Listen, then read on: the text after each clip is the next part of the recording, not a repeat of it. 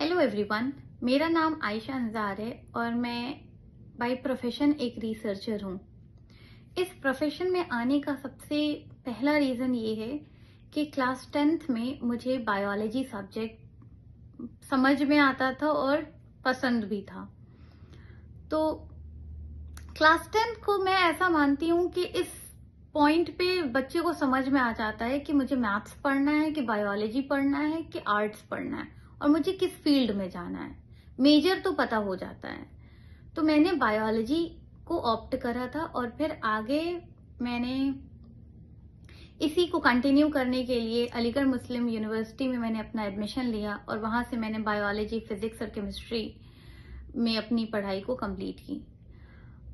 Usually होता यह है कि जब बच्चा बायोलॉजी लेता है तो उसके आसपास के लोगों को, उसके घर वालों को ये लगता है कि बच्चा अगर बायोलॉजी लिया है तो वो एमबीबीएस ही करेगा, क्योंकि हमारे पास बहुत ज्यादा नॉलेज है नहीं कि इसके अलावा और क्या क्या प्रोफेशन हो सकता है।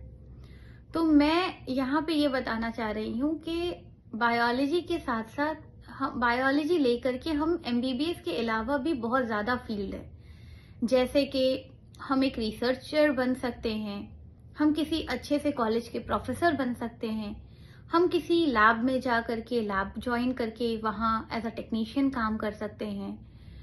और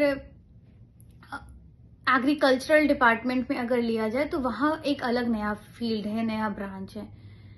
ये सिर्फ डॉक्टर से सीमित नहीं है। तो मैंने क्या किया कि उस वक्त तो मुझे बहुत ज्यादा अंदाजा था नहीं, मैं भी सिर्फ नीट के लिए तैयारी करने के लिए लग गई कि मुझे नीट की तैयारी करनी है और किसी रीजन की वजह से मेरा नीट हो नहीं सका।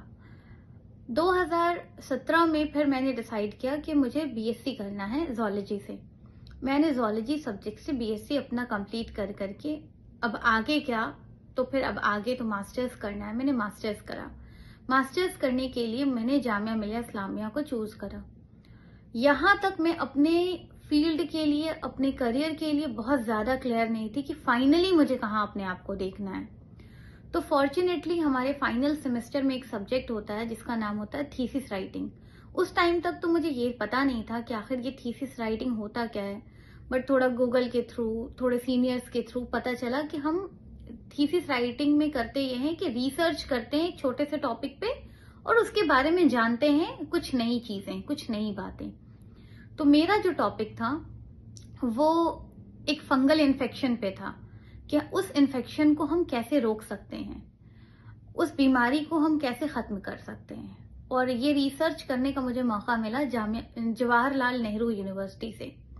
लेकिन 6 महीना कंप्लीट होने के बाद वो हमें एक रिपोर्ट सबमिट करना होता है और वो फाइनल हो जाता है। क्योंकि मुझे इस फील्ड में अब तक इंटरेस्ट आ चुका था तो मैं इसी फील्ड को आगे परस्यू करना चाह रही थी। तो करना कुछ ऐसा होता है कि हमें एक नेट एग्जाम देना होता है, नेशनल एलिजिबिलिटी टेस्ट।